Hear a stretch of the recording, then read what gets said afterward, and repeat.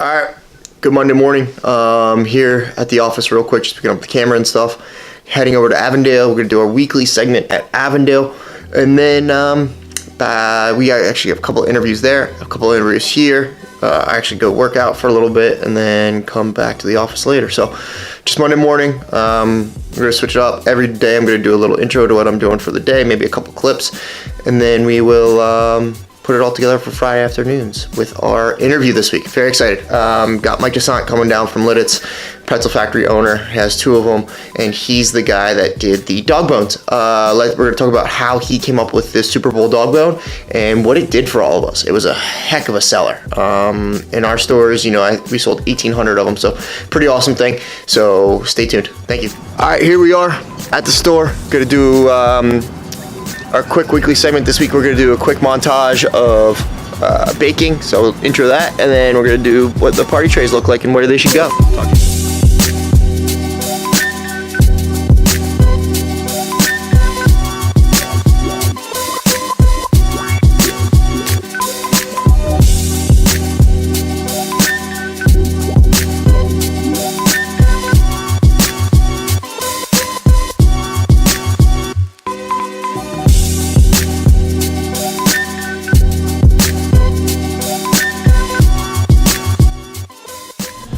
Alright, now that we've gone through the baking, and you saw that quick montage, a little slow, a little fast, just to get through to show you what happens. We're going to go over what is in our party trays, number one, especially for our rivets, and then our dip choices. So, first one, it's called a half-size rivet tray. It's got 128 to 150 pieces in it. Consistently, this will feed about 10 to 15 people. Now we go to our full rivet tray. That's right, double the size of the product and you get one additional dip in this one. So you get 3 dips here, 2 dips here. Cost $24, $32, all right? So Tuesday morning in the office real quick just to grab some stuff, heading to Chad's Ford. And then we will go from Chad's Ford down over to Avondale. Today's cash pickup day, make sure everybody's doing everything, and then back here to the office to hand off the cash to the office manager, get all that situated. And then we got a couple of interviews and a meeting at 3 o'clock this afternoon, and then picking up the monkey. So long day. I'm not going to take the camera to too much stuff. That's just basically kind of a Tuesday, more errands and stuff like that than anything. But tomorrow we'll definitely be in the camera. Oh, and today is Tuesday, so we film Wednesday. College Hunks drop. Today's all about the move trucks and our move process. So I'm gonna hopefully get Tony on unless Tony's out doing estimates, which is a great thing. If not, he will be in one of the next coming videos, and we'll just go tape what is on our move trucks and what our move trucks look like. Talk to you then. Welcome to Wednesdays for College Hunks videos. Today we're going to go about our move trucks. So where are we? We're actually at our move lot, and it looks different than our junk lot because it is different than our junk lot. Our junk trucks are at a different facility than our move trucks just because we're in Kennett Square, we're in the borough. It takes a little bit to get some big trucks parking. Well, we do have a great here at Penco. We got 2 spaces here for our trucks. So first off, we're going to go with our 20-footer, which is right here. It has the same front body as our junk truck, so it's still an Isuzu NPR. It's just got the long wheelbase for a 20-foot box. Next, we're gonna go to Pièce de Resistance. I love this truck, in all honesty. This truck, when we first took this in November of last year, well, I just fell in love. So it's a Ford F650, the big boy. I'm a truck fan at heart. We got a Dodge Ram lifted. We have we have an F250, and then this is our big boy, the F650. So this is a big V10 motor. It's huge. It's got the 26-foot box plus the mom's attic up top. This can safely move 5-bedroom homes. Welcome to Fridays with Andrew. This week, like I said, we got a special guest. His name's Mike DiSante. He's the owner of the Lidditz Pretzel Factory, the Camp Hill Pretzel Factory, and then the Pretzel Factory that's actually in Clipper Magazine Stadium in Lancaster as well. This man right here is also the one that came up with the dog bone idea during Super Bowls and the Eagles, since they were the underdogs, which actually went huge. It went nationwide. We donated a lot of money. Delaware SPCA, your money's coming, don't you worry. We donate a lot of money across the board, and we're just going to go over, what his process has been to come to this point. It's been 9 years, 8 years. It'll be 10 in October. All right, so 10 in October. And, what does it mean to be a franchisee, number one? What does it mean to be a franchisee in Pretzel Factory, and all through that? So, get started. It's going to be about 10-15 minutes, guys, just to warn you guys ahead of the time on who Mike is, what his process was, so that you can learn, what being a franchisee is, what his selection process was back then, and then if he was to buy another franchise, what his process would be now. So, Mike, why don't you tell us about yourself, your past before Pretzel Factory, and then why you purchased your first Pretzel Factory. All right, thank you, Andrew. Before I started making pretzels for a living, I worked for a grocery food chain in management there, mostly handling the stocking of the shelves. Looking back at my selection process for Philly Pretzel Factory, it wasn't very intense. My dad sold pretzels as a kid in Catholic school in Downingtown, Westchester area, and I was looking for something to do on my own in the retail food industry, but not for somebody else. And we landed on Philly Pretzel Factory. It wasn't much to the decision-making process. All right. So just plain and simple, pretzels. Pretzels was the only thing you looked at the time, or did you look at anything else? Looking back 10 years ago, it seems kind of foolish, but yeah, it was the only thing we looked at. I didn't compare it with anybody else. We just, I ate the pretzels since I was a kid. Down at the stadiums, I knew what they were, and we just went for it. Now, did you do brand new construction, buy from somebody, and then why don't you take us through how you went from Lidditz, Camp Hill, Harrisburg, and then honestly Lancaster, and then what happened in Harrisburg?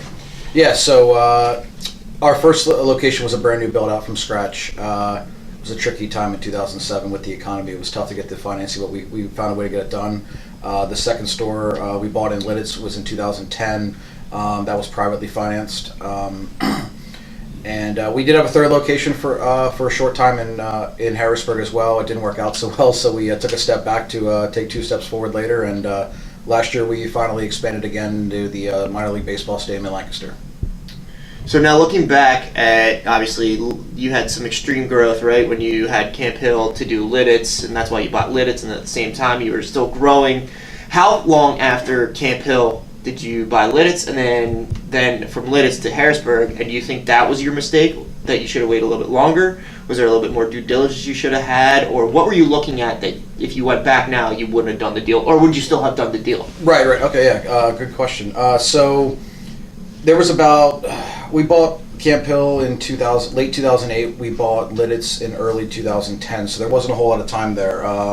The urgency of the purchase was more based on a big account that we were hopefully going to take over. It didn't work out, so that was relatively quick. We finalized the Harrisburg deal in 2013. We took a lot more time with that one. It almost took probably a year to get everything together, and looking back, I still didn't know anything that I do now. I mean, obviously you're always learning every day, but would I still make that decision back then again? Obviously, knowing what I know now, of course not. But back then, it was an opportunity for me to really obtain all the market from West Harrisburg all the way to Lancaster, and it was a spot that I've always looked at going on the east side of Harrisburg.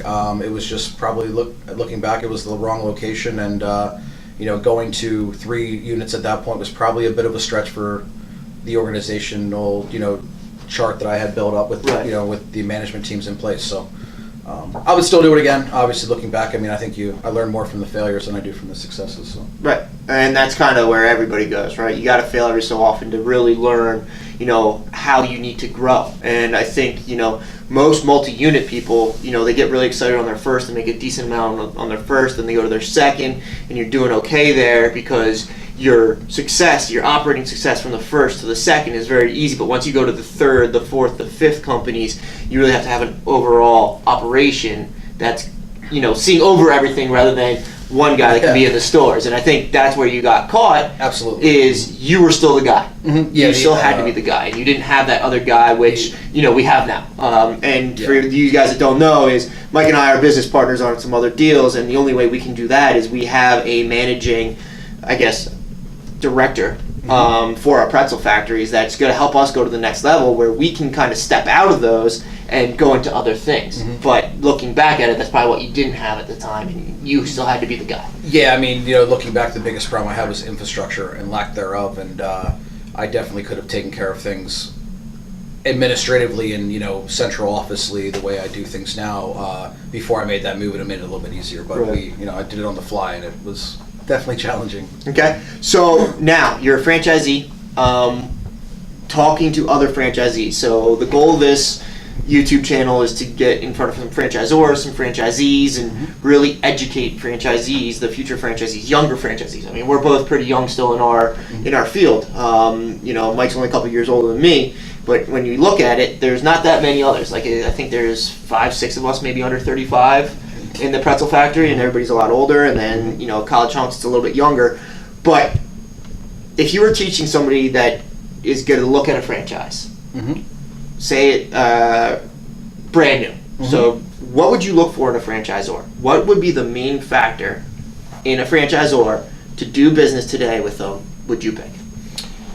It's probably pretty hard to narrow it down to one thing, but I would think that probably the communication and the relationship that I would build with that franchisor before actually investing into them. Having done some recent research, I spent a lot of time in interviewing and learning the people of the business before the actual business to find out who's going to be supporting you in that venture if you decide to take it. Yeah, and I think franchising actually has made a big shift in that too. It used to be, and even not so long ago, it was the documents are the documents. A franchise development person might say, hey, I'm going to sell you. Where now franchise development should be a consulting, and they're going to walk you through but give you all the information to make your decision. But really building the relationship so that you take that relationship and move forward. Where it used to be sign a franchise agreement, you moved on to the construction guy, then the construction guy moved you on to the operations guy, the operations guy moved you on to your FSM or he or she, and then that's pretty much it. Where now it's got to be a full team. You should always have the president. You should always talking to the CEO. You always got to be communicating so the whole goal of the franchise system. And I think one thing you and I always look for, especially at this point, one thing that we're hopefully working at Philly Pretzel Factory to do is bring franchisees together. And I think that's another big thing. If I was to purchase, yes, relationship with franchisors probably number one, but number two is how do franchisees talk to each other, share information, and are they actually sharing their numbers and their growth potential? Because if you're all hidden, you don't really learn from each other. Where I've showed you my books and vice versa, and we're working on our books together. And my books are open to a lot of people. I've showed you guys my numbers already. That needs to be, I think, a big part of it as well. So, franchisor, you have a great relationship. Now you're 10 years in, right? You've gone through your honeymoon phase. You've gone through your absolute disgust phase. Where do you feel your relationship is at this point with them? Obviously you're very successful. You have 2 stores that are, 400, both 400 plus. Lidditz is going to rival Avondale this year, I have no doubt, from a lot of the things that we've put in place. Well, we're going to beat you. But. Thank God. I hope you do. But at the same time, where do you think that relationship needed to get to so that you're both successful? I think looking back at the early stages, I lacked a lot of just experience in general running a business, let alone a franchise or whatever. And they were helpful in getting us started. I would say our relationship's definitely improved over those 10 years. As I've learned more, they've evolved at the same time. I mean, I would consider our relationship pretty good right now. I mean, it's definitely something we work at constantly. I mean, there's always things that I feel like the more that I have learned and experienced, the more that I expect and want. That sometimes that can't always be equal. But I think we're a lot better off than we were 10 years ago. So now let's flip it over, right? Like you've only been on the franchisee side. I'm a little bit different. I've been on both sides. But let's say you're the franchisor. Say for Pretzel Factory, you're Marty. You're one of the higher ups in the company. What do you think is the number one thing on their mind, or needs to be on their mind, to help a successful franchisee continue to be successful, rather than hitting that point of being successful and then basically saying, all right, I'm here, I'm not going to grow anymore? That's always a big thing in franchising is, all right, I'm making a 6-figure income. Why do I need to work harder to go to higher 6-figure incomes? Yeah, I think the first part of your question, if I was the franchisor, what would I be looking for, trying to do to promote more success within the system? I think it's definitely bringing the franchisees together. I think there's a lot of, at least from what I've found out in the last couple of years of really networking harder, is that everyone has their own little piece of talent that no one else has. And I think pulling all those people together and and putting all that talent in the same room and seeing what we can get out of it would be what I would be doing. I feel like, if you could create an environment where people can call each other and network and share pain points and,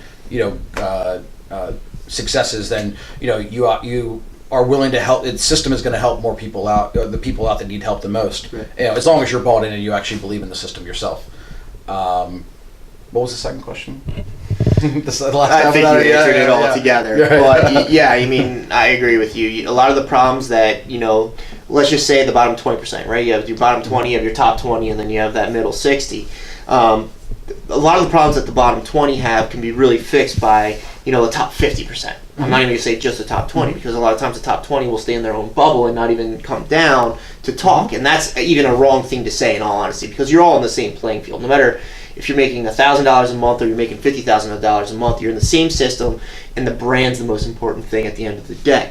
So I think that the $1,000 person should really look up to somebody and reach out to them. And if number one's not available, maybe number two's available, number three available, you and I are always available to help out other franchisees, which I think is one reason we both, have gone to where we have. We met each other last year at Expo, and it's been yeah, exactly. Okay, so what's next for Mike? Been looking at other franchises. I think close on a deal. But what is next for Mike? Like, more pretzel factories? Are you going to get out, diversify? Obviously, I'm into that diversification mode, and I've taught you about that a little bit and how that's going to work. But the future is obviously unknown. I mean, there's luckily I'm at a point now where being 10 years in that I've pretty much minimized as much risk as possible as far as the debt service and things like that. So I have a chance to diversify if I want to, or expand within the same brand, or and there's a lot of options out there. I'm kind of coming across new ones each and every day. Hopefully we'll be able to do something soon here to create a new challenge, but I know growth will not stay where it's at now. I'm definitely going to be growing. It just depends on where. And I think that's what you get with a younger franchisee too. Is someone that's not just there. And this is not a shot at anybody that's retired and just doing this after being retired or lost a job or anything. It's just as young, like, this is our career. I mean, we're young. We have another 25, 30 years in the working field before we even think of considering retiring, which probably will never happen for either of us. Yeah, I can't see that. We're up till way too late talking anyways. Okay, so with all that, how did the dog bone idea come out? What went through your mind? I mean, you texted me Thursday night before the championship game and said, "Hey, we're doing this. Get on the train." I said, "No way. I'm not having another stew on Sunday." Then I came around on Saturday and said, "All right, I'm going to do it." And then, of course, my oven went down, so I didn't get the chance to do it. But how'd the idea come? How'd you go to market? Because I think the way you went to market is how it ended up on ABC, NBC, everything else, including ESPN pregame show for the Super Bowl, right? So how did it come about? What'd you do on that Sunday morning to get ready for it? And then what instilled from it through the Super Bowl? I mean, you killed it. I mean, plain and simple, you killed it. I wish I had a more creative story on how it came about, but I was just sitting on my couch watching TV, and I just was thinking about the Eagles making a run, and it's been a long time since, well, they never won one, but it's been a long time since they were relevant in the playoffs, and first time with us being in, first time with me selling pretzels and being with Philly Pretzel Factory that we've had a chance to celebrate a football team from Philadelphia, making a run, and the dog bone pretzel, we made them for some fundraisers for local dog rescues in the past. I thought about it. I knew the underdog theme was huge. I decided we're going to do it. I called another franchisee that does a lot of creative quickly, just to hopefully expedite the process for the mornings. We only had a couple hours, and we got something figured out in the morning. I shot a quick video, posted it on Instagram. Our corporate office jumped on with it, started putting out some press releases, and our agency PR firm went out after it too, and it was a whirlwind 2 weeks. I mean, we had the news at my locations almost every day the week leading up to the Super Bowl, and we definitely benefited. We sold over 8,000 bones. I presented the check to the local dog rescue for $4,500 on Monday, actually. So nice. Now, obviously, that was just part of it, right? I mean, Super Bowl Sunday is huge for all of us. Everybody in Philly, pretzels, Super Bowl. It's already our biggest day. Put the Eagles in it. It's our triple what we've ever done. So obviously, your week leading up was just as bad because, I mean, how many times did you have to go to our supplier to get flour? How many times did you have to go get other things because these days just kept coming up where they were larger than a normal Saturday, in all honesty. So I think it was Wednesday when it really started hitting, right? Yeah. Wednesday became a normal busy Saturday for the holidays for us, and then it just kept stacking. I mean, luckily I have 2 stores, so I kind of have some room where I can pull supplies from each store if I need to, and I did that a lot of the week. And I went up to our warehouse on Saturday morning to pack my car as full as I could get it, and came back. But yeah, we doubled our best day ever on Sunday, and we set records we beat our best day ever on Friday, and Saturday was just as bad. I mean, we jumped up. We were definitely up near the top in the rankings for the system. So yeah. So if you don't mind, why don't you throw out your number? I mean, we're both pretty much open book. So throw out your number for the week, number one, and then Friday, Saturday, Sunday. Yeah. My record or my sales for the week was 32,000 and change. My previous record was 20,000, so we took care of that one pretty easily. New personal sales record on Sunday, which was 12,300 in my Lidditz location. And we did 25,000 between Friday, Saturday, and Sunday leading up. It was pretty much a 24/7 operation. Yeah, 3 days of just, I mean, we were texting each other, I think, at midnight. We're both still in the store getting ready for Sunday after a Saturday that was supposed to be light, and we both run out of flour and we need these other things. So, obviously it was such a great idea, and you were almost at the forefront of, number one, you and Bob Tilton, who's the other franchisee, at the forefront of our Facebook campaigns a lot of times. You're at the forefront of a lot of the advertising. How do you think, or what do you think the biggest thing is for a franchisee to grow? So operationally, obviously, with a franchise system, that's what you're buying, right? You're buying the operation, it's already done. Do you think it's somebody that's there to do the operations, or do you think the marketing and sales piece is almost the key? I think it's all comes together and all has to be there's equal pieces of the pie. Operations, obviously you have to be efficient, you have to be cutting costs, or as much as possible, but you have to be providing a great product. Customer service has to be top notch. But marketing and getting in front of the people you need to get in front of is a big part of the business too. And a lot of times it's hard to gauge the amount of money you're spending there on the return. But in the end, if you're slowly building that base that your business is built on, I think you're on the right track. But it's not always just put $2,000 over here and get $2,000 back. It could take a while for that momentum to build up. Right. So let's talk about how you've grown. 2 years ago, what was your numbers? And then you grew pretty significantly last year even. And then what's your goal this year? And what are you changing in your store this year specifically to get to that goal? Yeah. So 2 years ago, I mean, Lidditz has been my store that's been really the big grower.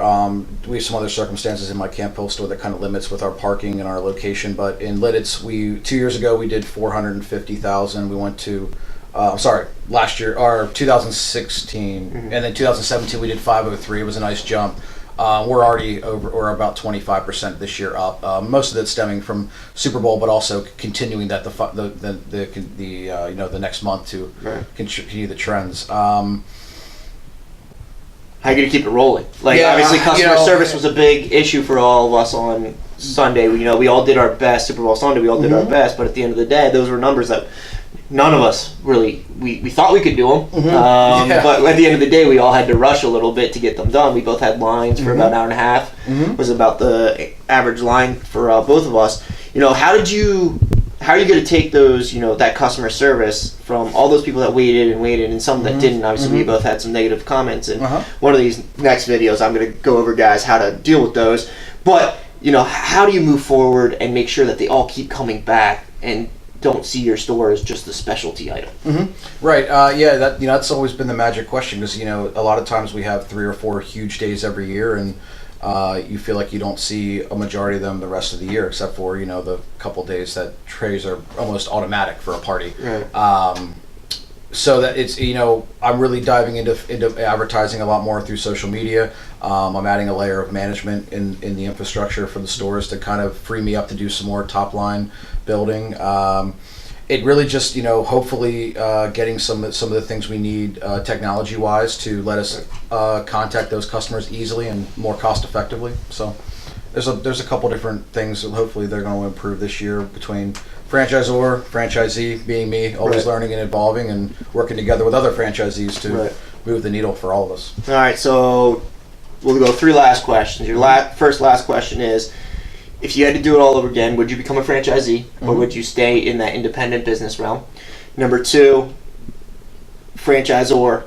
Would you have picked Philly Pretzel Factory again and stayed with them, or would you have done another concept? And then number 3 is, what can either our audience or myself help you with to make sure you keep growing this year? Yeah, I would definitely do it again and choose a franchise. I mean, I look back 10 years ago and knowing the lack of experience I had just in running a business, only working in one in a very large business with many employees.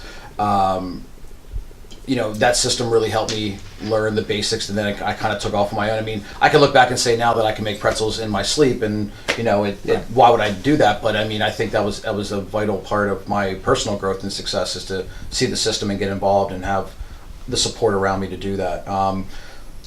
So absolutely do it again. And would you have shopped around, or would you probably just still go? I mean, it's hard of looking. It's hard. I mean, it was, looking back, it was a pretty careless decision in the grand scheme of things, knowing what I would do now, and considering I've been researching for 8-9 months now straight with you on some other projects. But I think it all happens for a reason. I believe that I find a way to make it. I've been successful. I've had failures. I think that you just pull it all together, and I think you minimize risk going forward by learning. All right. And then what, either audience, if there's some suppliers watching, or what can my team or myself help you with to make sure that you grow through this year? Obviously, we have our separate goals, but obviously we're going to put it on film, and now we're going to be accountable for it. Yeah, I mean, I think the first thing that popped in my head was the community holding us accountable, because we're talking about business, we're talking about franchising, we're talking about growing and doing the right things. I mean, we need to make sure we're doing the right things. We can't just talk about it. We got to be about it. And so I think the community can help us with that. I mean, with that part of it, as far as what you're doing and how you can help me. I mean, I think we continue to work on the way we're working and helping other franchisees, and I think that all comes back to in the long run. I agree. So hopefully you like our first interview with the franchisee, being Mike. We're going to try and do this at least once a month. Reaching out to a couple franchisors in 2 weeks, but next week what we're going to do is we're going to go over Avondale's P&L. What did it really look like last year? What did it look like this year? So 2016, 2017, what were the things that changed, and how did we change them to make sure that the costs are staying in line? Well, actually some big employment things changed. So next week we're going to go through a P&L nice and deep for last year and what that all means. So we'll see you next week.